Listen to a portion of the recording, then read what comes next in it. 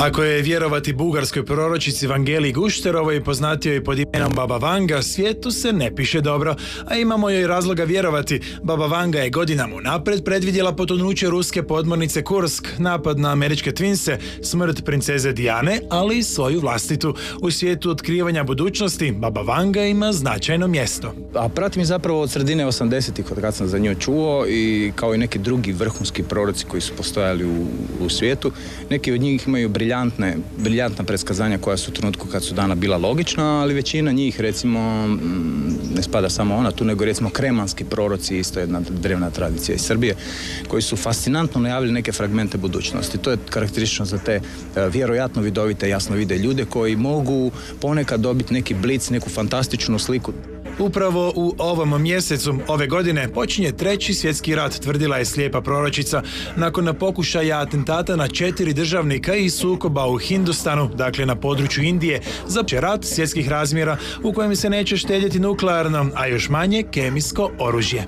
Bio bi to čudan 3. svjetski rat ako nema u njemu Amerike, a nisam našao u tome Ameriku, znači ni u 11. ni u 12. mjesecu. Neka situacija je u siječnju, ali nije ni blizu, tako da bi se spominjalo neki 3. svjetski rat. Ja to ne očekujem.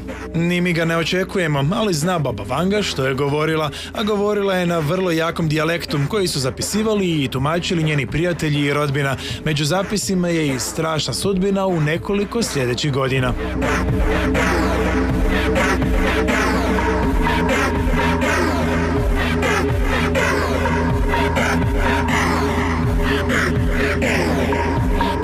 Popis se nastavlja. Baba Vanga predvidjela je i potpuno napuštanje zemlje kao utočišta ljudske vrste 3797.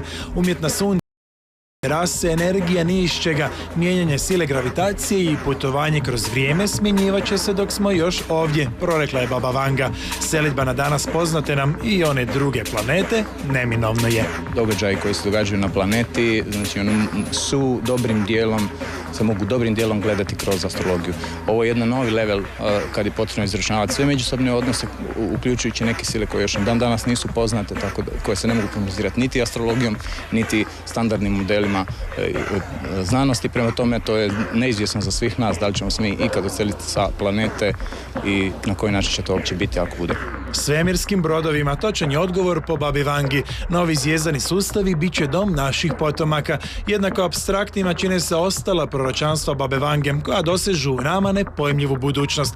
4509. čovječanstvo se razvija do te mjere da komunicira s Bogom.